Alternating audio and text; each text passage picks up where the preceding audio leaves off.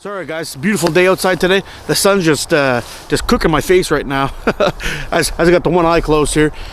Maybe this will be a little bit better, but reason why we're out here today is I wanted to show you a quick bushcraft style way of fishing, of making a standing line. So if it's really cold outside, for example, and you have a shelter built up behind you, you can set up your lines and watch them from shore, and you'll see them tip up and down if you have something going on.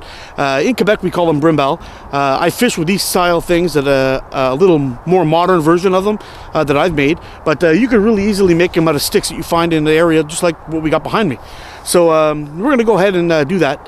But first, I was out on the ice just filming the intro to this, and I had a crack under my feet. I just want to give you a quick look at this. So I'll go ahead and show you that clip real quick.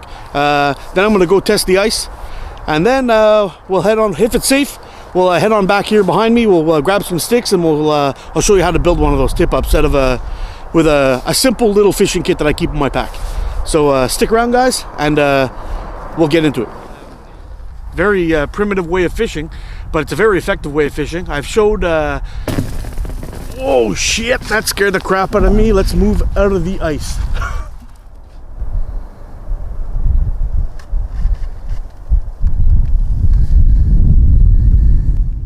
Well, the ice does seem to be pretty thick, but I want to give you a close-up. I'm going to clear out this hole, I'm going to give you a close-up, and I want to show you something a little bit here.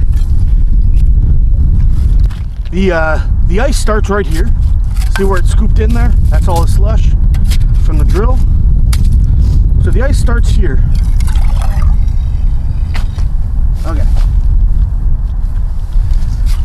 So we have about this much ice. I wear a size 11 boot. Give you a look at that. So we're somewhere around 14, 15 inches. But I'm going to give you a closer look at the hole, at the hole itself, and you can see an ice quality issue here. Now, it's way too bright out here for me to even tell if it's showing up properly or not, but I just want to give you a quick look at this. You can see here, from here to here, it's all kind of bubbly, milky white ice, but as you get down a little bit further to about here down to where the edge of the ice is, we're talking nice black clear ice. So really, out of all that ice that we have, you know, over the the 13 inches or 14 inches of ice that we have, only half of that's really good. So we're on about 6 inches of ice, but we're hearing cracking because there's bubbles. See, this is soft ice. I can kind of scrape away at it. This down here is hard ice. I'm just sliding around on it, skidding off.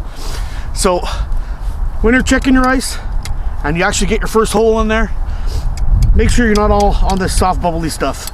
Cracks in the ice is very common. You're going to hear them throughout your day, sometimes more at nighttime. As the temperature changes, you'll hear cracks in the ice.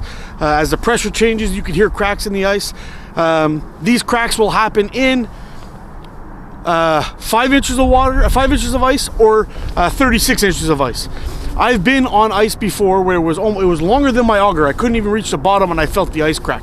So it's part of the game, but it never seems to get easier for the heart. I'll be honest with you. So to test the ice today, we walked out about 5 yards. I drilled my first hole just to make sure I didn't hit any rocks or whatever it was, and we were fine. We had lots of ice. So then I moved out another, we'll say 5 yards, and I drilled another hole, and we were still fine. And now we're going to head on over to the shore, find ourselves some good sticks, and start making up our fishing line.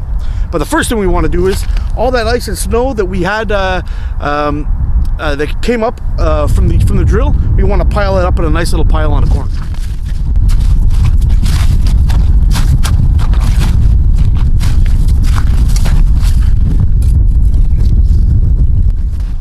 All right, so what we're going to be looking for is either a sapling or a branch. One of them is going to be as long as our arm, for example, from armpit to fingertips, and the second one's going to be from our elbow to our fingertips. If you're using greenwood, it's probably a little bit better than using deadwood, because deadwood will probably break if you catch something big. If you catch something small, it won't be an issue, but if you're catching something big or you're fishing for bigger fish like pike or musky or anything like that, to put a lot of meat on the table, you're going to want to go with green wood because it's going to have some flexibility to it. It's not going to snap as easy. And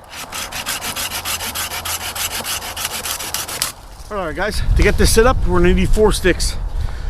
We're going to have a base, we're going to have a parallel piece, and then we're going to need 2 little toggles. One of them is going to be used to spread this branch open. The other one is going to be used to put through this piece as a pin. So we're going to go ahead and set these guys up, and then we'll come back in a minute. All right, so we don't want to go down too far. You'll see right here, we got a nice split in there, but we don't want to go down too far. What we'll do is we'll tie some rope around the side here to keep it from going any further, and we'll carve out the insides just a little bit.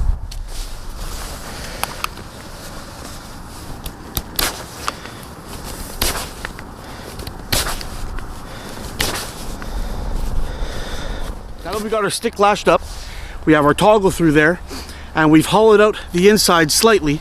We're going to want to cut a little V-notch in the top here, so going down like this. So guys, I used my backhoe just to carve out that little notch, but and I finished it off with my knife, but you could do that on your own with a knife or whatever you want to use it for. So there you go, we got that carved out now. So before we do the fishing rod part, we're going to cut these down to the sides so they don't interfere with our fishing rod, and then we'll go from there. So before we go any further, the little stick that we chose as our pin, we want to make sure it fits inside that little hole there. See that? Fits in there smoothly, and it rotates quite nice, and it is a reasonably straight stick, so it should do us just fine. So let's go ahead and prepare the rod, and we'll see if we can catch a fish with this guy. All right, so basically our stick's got a little bit of a knob on the back end, and we kind of want that because we want to use it as a counterweight. So we're gonna see if we can split this right down the center here. Hopefully it'll work and we don't have to cut another piece, but we'll see if we can do it. And we should be able to do it with our knife just fine.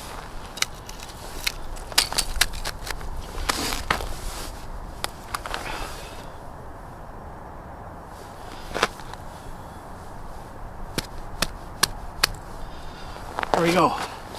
So you can see right there, we got our split. So now we just have to carve out a little hole there and then possibly tie up the end so it doesn't split out any further.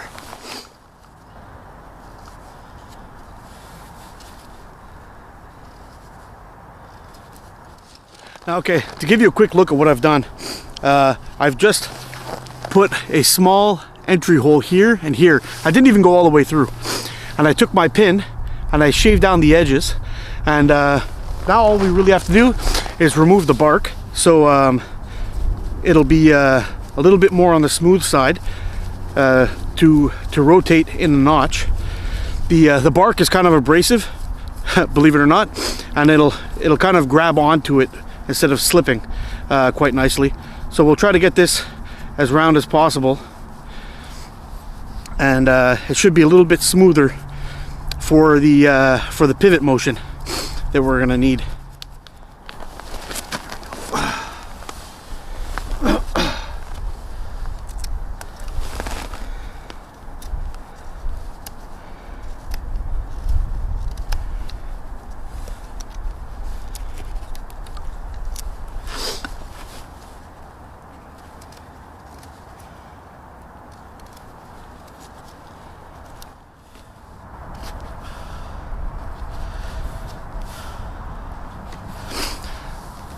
Alright guys, so we're all done now. I've basically did a little stop cut here, a stop cut, and then I kind of carved out the inside. So you're kind of like on your way to a number 7 notch, but all the way around. We're gonna tie our line to the end of this, and then we're just gonna go ahead and set it up. So alright guys, if you remember our base, when we drilled our hole, we saved all our snow. So we're gonna go ahead and pack that guy in there. We could even put a little bit of water onto it and it'll help freeze it up, although our hole is starting to freeze up again already. Now our tip up fishing rod, we are going to sit into the holder. Whoops. Kind of like this. So we are a little bit bottom heavy. We're gonna scoop some of this water out, and if we're getting any bites, this should tap forward. So let's get our line on there and I'll show you the complete setup. So all right, normally what I'll do is I'll tie a weight down to the bottom, have about a foot of cord, and then tie on a snelled hook.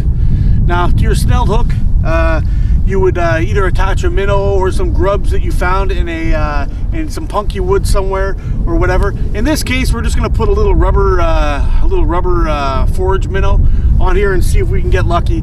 I highly doubt we're going to catch a fish today using plastics in this kind of setup, but we'll see what happens, just for fun anyway. We'll throw it in there and see. You never know, some small little guy might pick it up, but we'll go ahead and slide this little forage minnow on there, let it dangle, and maybe we'll get lucky.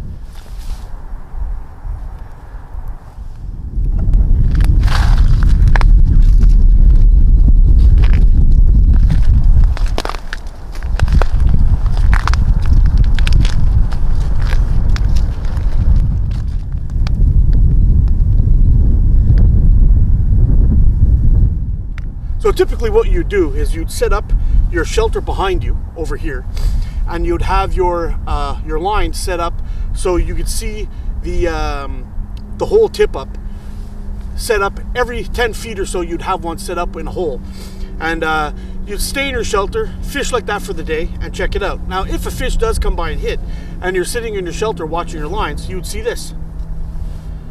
Your line would go up and down. Now typically, if a fish does bite this, you'll see this kind of motion. You'd come running out and hand lined in your fish. All right, guys. So if anyone's wondering about the tools I use today, I use my Bahco Laplander.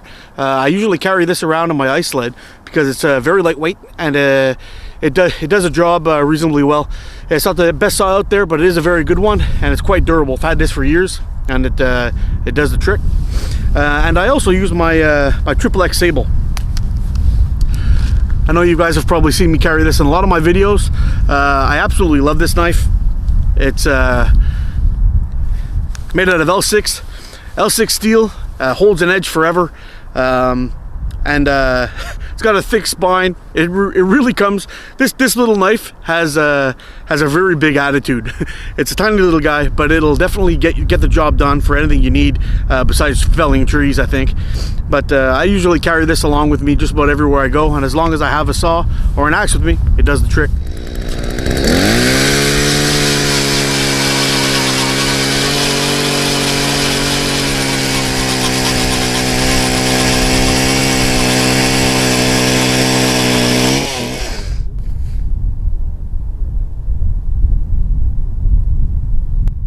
So alright guys, I hope you liked the demo. Unfortunately, we're not going to catch a fish today. I've been out here for quite a while now, and just doesn't seem to be happening with our little plastic rubber bait. I was kind of disappointed that I missed my chance of getting some minnows, just so you can see the thing in action. But I'm going to show you a clip right now of this slightly more modern version of this. The only difference really is it was cut out of a board, but I want to show you a slightly different version of this in action and with fish coming out of the water with it. The line and everything else is the exact same setup, and the only difference is instead of using a stick for the pin or a dowel, I used a nail. So we'll give you a quick look at that, and on that note, I'll say goodbye. So thank you very much for watching. See you on the next one, and check out this clip so you can see these guys in action. Get out and explore.